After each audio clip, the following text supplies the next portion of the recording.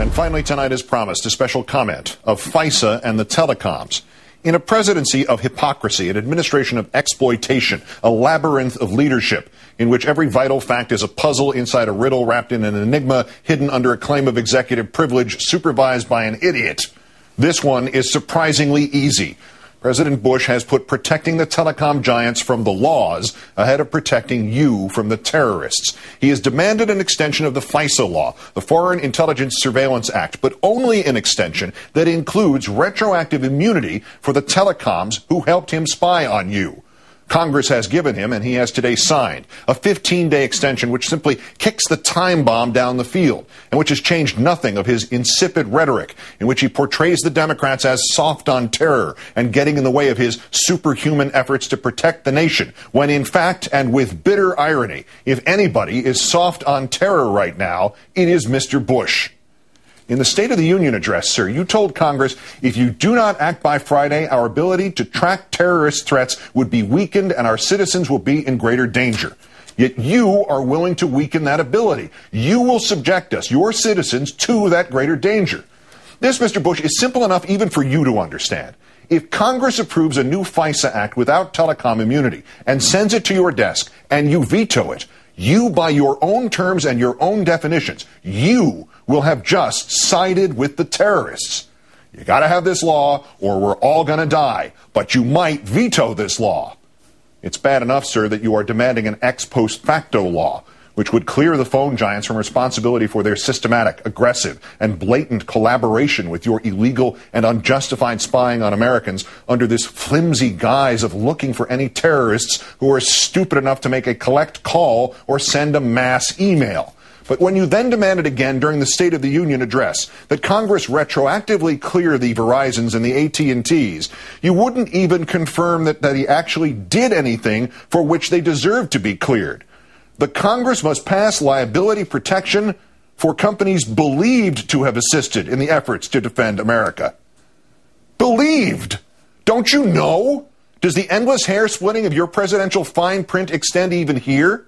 If you, sir, are asking Congress and us to join you in this shameless, breathless, literal, textbook example of fascism, the merged efforts of government and corporations who answer to no government, you still don't have the guts to even say the telecom companies did assist you in your efforts? Will you and the equivocators who surround you like a cocoon never go on the record about anything, even the stuff you claim to believe in?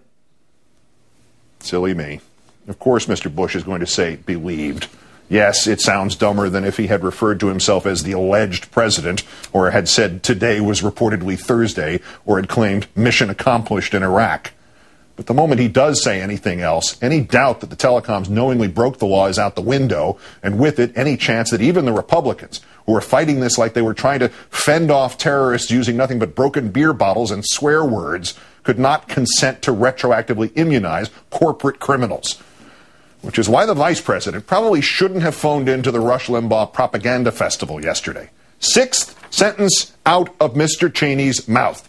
The FYCA bill is about, quote, retroactive liability protection for the companies that have worked with us and helped us prevent further attacks against the United States. Oops. Mr. Cheney is something of a loose cannon, of course, but he kind of let the wrong cat out of the bag there. Because Mr. Bush and the corporations that he values more than people did not want anybody to verify what Mark Klein says.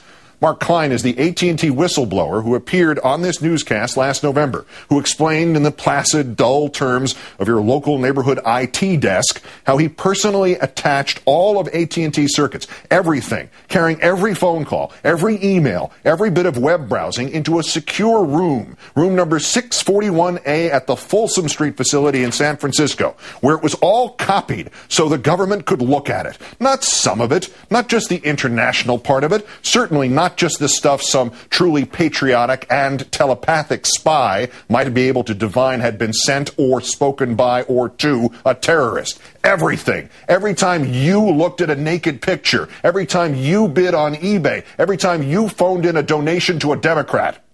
My thought was George Orwell's 1984, Mr. Klein told me, reflecting back, and here I am, forced to connect the Big Brother machine.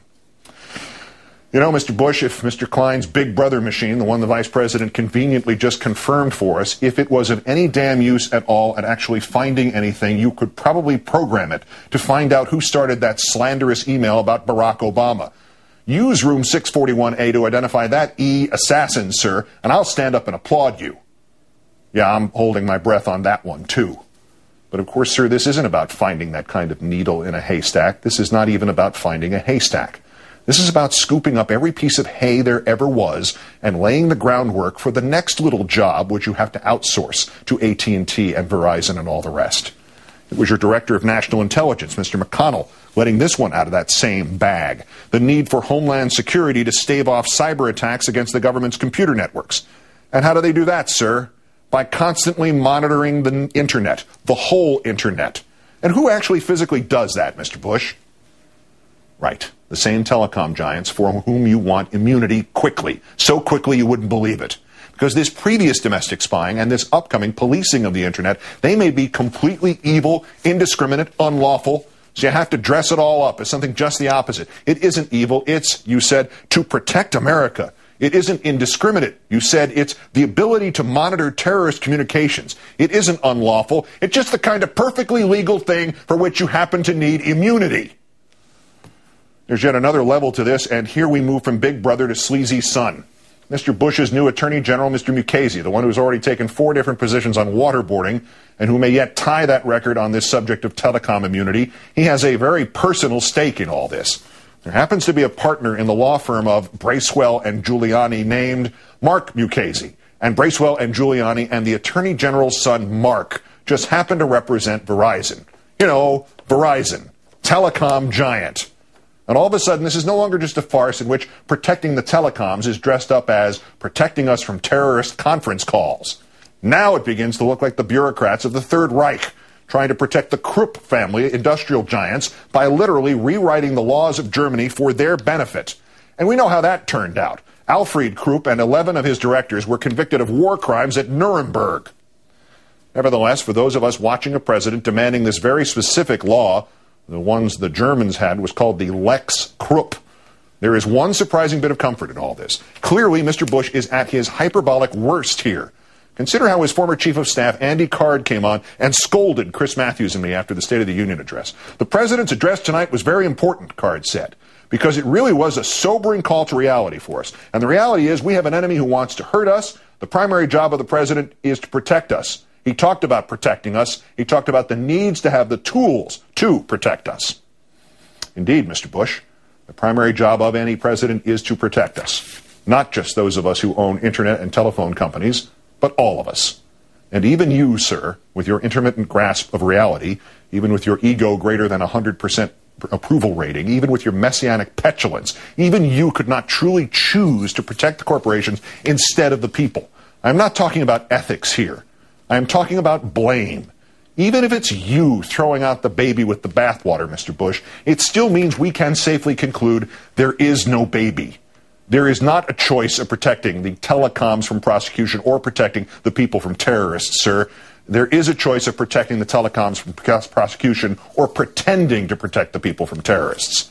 Sorry, Mr. Bush, the eavesdropping provisions of FYCA have obviously had no impact on counterterrorism, and there is no current or perceived terrorist threat, the thwarting of which could hinge on an email or a phone call that's going through room 641A at AT&T in San Francisco next week or next month. Because if there were, Mr. Bush, and you were to, by your own hand, veto an extension of this eavesdropping, and some terrorist attack were to follow, you would not merely be guilty of siding with the terrorists. You would not merely be guilty of prioritizing the telecoms over the people. You would not merely be guilty of stupidity. You would not merely be guilty of treason, sir, but you would be personally and eternally responsible.